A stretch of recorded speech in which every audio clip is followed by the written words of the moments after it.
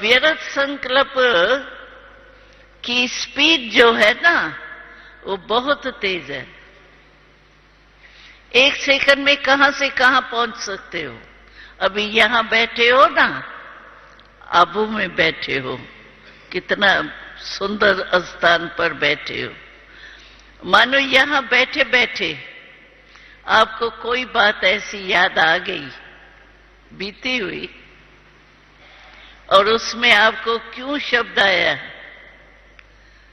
तो एक सेकंड में आपकी क्यों शुरू हो जाएंगी। एक सेकंड में कहां से कहां पहुंच जाएंगी। बात हुई होंगी जहां से आप आए हो अपने देश में और बैठे हो आबू में, लेकिन क्यों कहा उसके विस्तार में गए तो आप एक सेकंड में बिना टिकट के पहुंच जाएंगी वहां जहां से भी आई हो। यूरोप में पहुंच जाएंगे, अमेरिका में पहुंच जाएंगे सेकंड में, वीजा लेने की भी जरूरत नहीं। तो ये खुशी गायब होने के जो है, इसको बंद करो बाबा के, क्योंकि हम त्रिकालदर्शी है।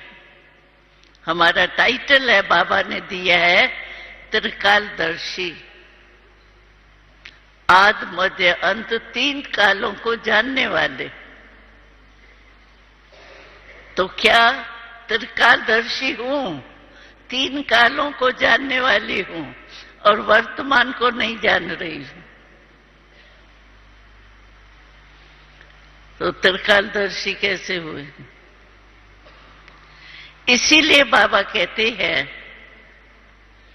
जैसे बगीचे में जाओ तो गुलाब का पुष्प होता है, खिला हुआ होता है, बहुत अच्छा, कितना सुंदर लगता है। वो ही गुलाब का पुष्प अगर मुरझाया हुआ हो तो अच्छा लगेगा। तो खुशी अपनी कभी नहीं। होता क्या है, जो बात हो जाती है ना, हो गई, कोई ने उल्टा सुल्टा आपके लिए बोल लिया आपको, और सबसे ज्यादा सभी क्या कहते हैं कि जब कोई झूठी बात मेरे ऊपर लगाते हैं ना, है नहीं लेकिन कह देता है ये ऐसी है, ये बहुत खराब है, मैं हूं नहीं खराब, मैं बड़ी अच्छी हूं, और कोई कह देता है ये तो खराब है, ये तो ये है, ये तो ये है। बस जब झूठ बोलते हैं ना तो बहुत भाई बहन कहते हैं, उस समय मुझे क्रोध बहुत आ जाता है, झूठ पर क्रोध बहुत आता है। तो मम्मा ने हम लोगों को छोटेपन से पाला ना, तो मम्मा क्या कहती थी, मम्मा कहती थी उसने तो झूठ बोला, ठीक है, रॉन्ग है, बोलना नहीं चाहिए, लेकिन बोला, अच्छा वो रॉन्ग है।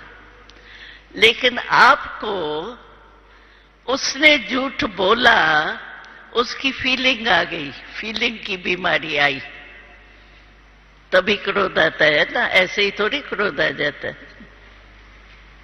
आपको फीलिंग की बीमारी हुई, ये क्यों कहते हैं, क्या है, कैसे समझती है फीलिंग। तो फीलिंग की बीमारी राइट है। बाबा ने कहा है कोई मौली में क्रोध करना खराब है, लेकिन फीलिंग करना राइट है, कभी कहा है। तो उसकी गलती तो आप समझते हो, लेकिन मैं भी गलत हो रही हूं, ये नहीं समझ में उस समय आता। क्योंकि फीलिंग की बीमारी जो है ना, वो कभी भी हिम्मत नहीं दिलाएंगी। जिसमें फीलिंग की बीमारी होगी ना, तो हम लोग पहले शुरू में क्लास करते थे ना आपस में, तो कहते थे फीलिंग की बीमारी ऐसी है जो फ्लू जैसा बुखार होता है ना, फ्लू का, ऐसे तो मम्मा कहती थी तुम उसकी रिपोर्ट तो ले आई कि ये रॉन्ग है, लेकिन आप अपने को देखो कि तुम रॉन्ग हो या राइट हो। तुम भी तो रॉन्ग हो गई। और रॉन्ग वाले को क्या ठीक करेंगे? कोई बंधा हुआ हो और बंधे हुए को छुड़ा सकता है क्या? तो मम्मा कहती थी कभी भी फीलिंग की बीमारी में नहीं आना। हमारे को क्या है, बात करने वाला, अच्छा झूठ बोल दिया उसने, वो तो झूठ बोल के है रॉन्ग, लेकिन वो जो भी झूठ बोला, उल्टा बोला, सुलटा बोला, वो तो आराम से जाके सो जाता है, उसको नींद भी अच्छी आ जाती, खाना भी खा लेता, बहुत अच्छा। और जो मेरे में फीलिंग की बीमारी आई, वो क्या करता है, 7-8 दिन परेशान होता रहेगा। जैसे फ्लू के बुखार में मुख करवा हो जाता है ना बुखार में, और फीलिंग के बीमारी में मन करवा हो जाता है। होता है ना मन करवा, मानेगा ही नहीं मन, बाबा बाबा कहेंगे, बाबा याद ही नहीं आएंगे। परेशानी परेशानी। आप एक मास तक भी परेशान होती रहेंगी बात को याद करके, और वो मौज में, तो फायदा।